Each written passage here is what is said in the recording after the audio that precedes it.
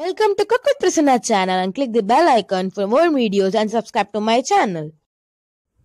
Sweet pongal కుక్కర్లో ఎలా తయారు చేసుకోవాలో చూపిస్తాను చూడండి. దానికి కావాల్సిన పదార్థాలు: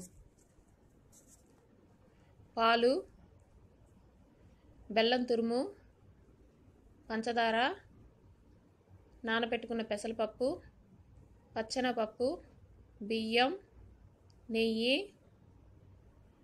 జీడిపప్పు, ద్రాక్ష.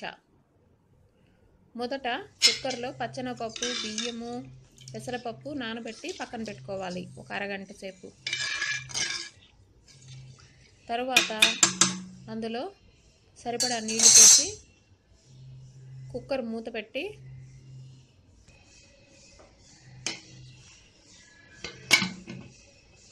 ఒక 3 విజిల్లు ఉడికించుకోవాలి.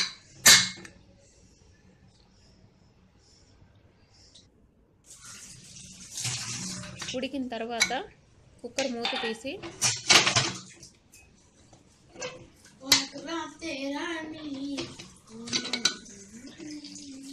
చూస్తే ఇలా మెత్తగా ఉడికి ఉంటుంది. నేను దేవుడి కోసం పెట్టుకున్నాను రా, మరి నువ్వు అతి చేస్తున్నావా? మనం బయట ఉడకబెట్టుకోవాలంటే మినిమం అరగంట పైనే పడుతుంది. ఇది కుక్కర్లో కాబట్టి చాలా మెత్తగా ఉడికిపోయింది కదా. ఇప్పుడు బెల్లం తురుము వేసి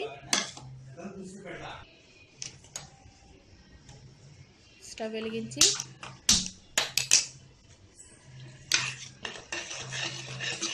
బాగా నెమ్మదిగా సిమ్లో ఉంచి నెమ్మదిగా కలుపుతూ ఉండాలి. అంటే బెల్లం తురుము కరిగేంత వరకు.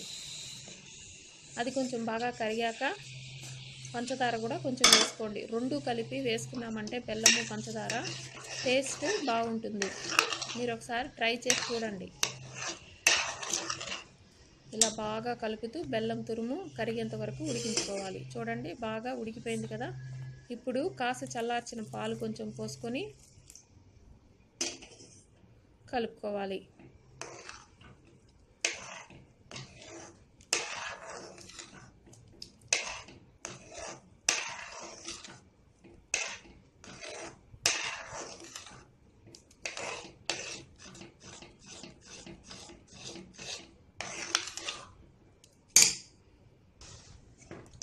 ఇలా బాగా పాలు మొత్తం కలిసిపోయేంత వరకు బాగా కలుపుతూ ఉడికించుకోవాలి. ఇప్పుడు స్టవ్ మీద తవా పెట్టుకొని ఒక 2 స్పూన్లు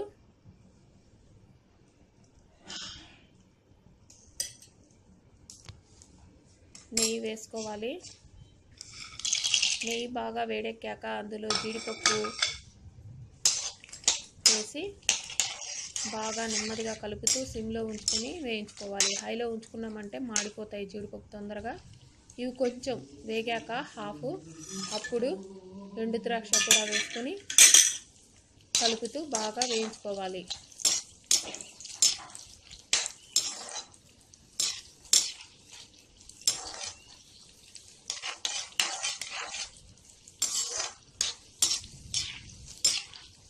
జీడిపప్పు ఎండు ద్రాక్ష బాగా వేగిన తర్వాత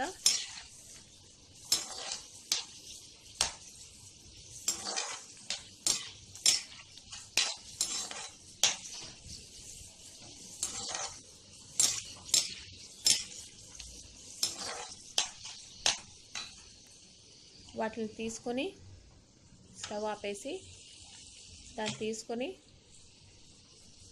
మనం కుక్కర్లో తయారు చేసుకున్న పొంగలి అందులో వేసుకోవాలి.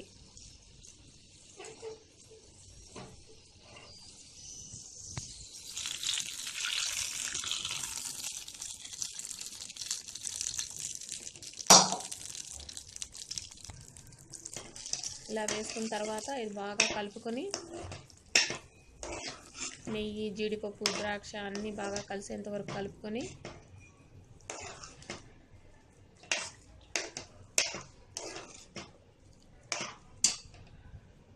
ఒక ప్లేట్లోకి తీసుకొని సర్వ్ చేసుకుంటే చాలా బాగుంటుంది. ట్రై చేసి చూడండి. Thank you. Thank you for watching and please subscribe to my channel and see you in my next video.